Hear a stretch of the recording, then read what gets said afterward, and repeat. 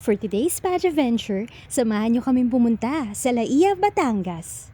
Maaga kaming umalis dahil more than 3-hour ride mula San Pedro Laguna hanggang Laia para na rin makaiwas sa traffic at sobrang init ng araw. Napakaluwag ng kalsada pero dahil medyo maulan, kailangan mag-ingat at tamang bilis lang para iwas disgrasya.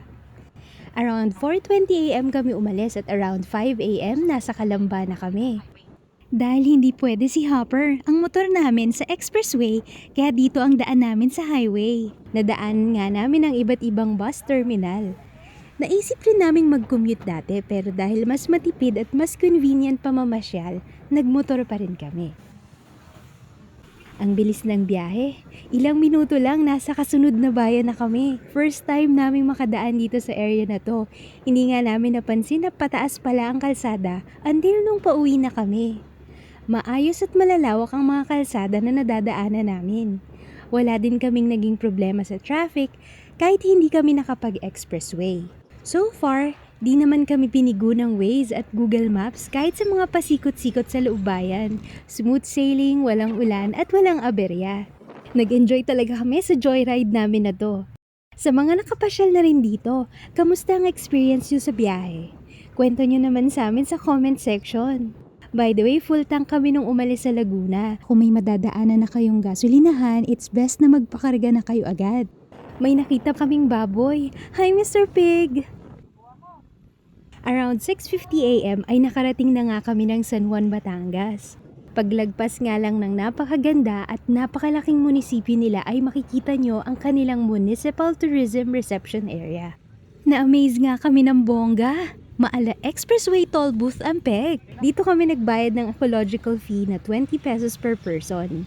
Napakabilis ng transaction. Pinakita lang namin ang copy ng aming booking confirmation, nagbayad, at pagkakuha ng ecological ticket ay good to go na ulit kami sa biyahe. Nag-stop over pala muna kami para mag-CR break. In fairness guys, malawak at malinis ang CR nila doon. Ramdam na nga namin na malapit na kami sa dagat.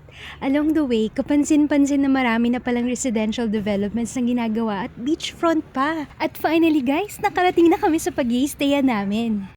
Kaya pala sinabing 10 minutes na walk kasi from highway maglalakad ka na. Di nga namin agad napansin tong lilikuan kasi rough road siya at along the way may makikita kang ilog at mga baka.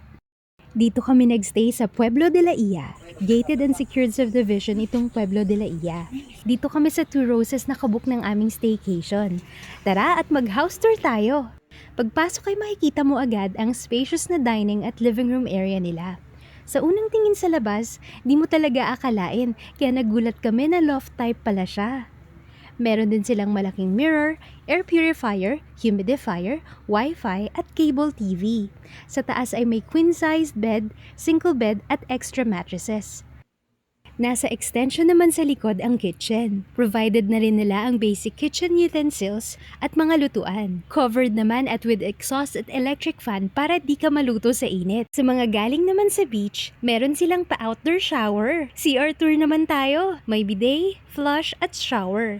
Meron din silang makeshift deodorizer na gawa sa uling. May parking area sila at may kubo na pwedeng tambayan sa labas. May ilaw at electric fan na rin sila dyan. Pagdating nga pala namin dito ay sumalubong sa amin itong pamilya ng stray cats. At dahil 10 minutes away pala ang pinag-i-stayan namin sa dagat, samahan nyo kami sa part 2 at ikukwento namin kung paano kami nakaligo sa dagat.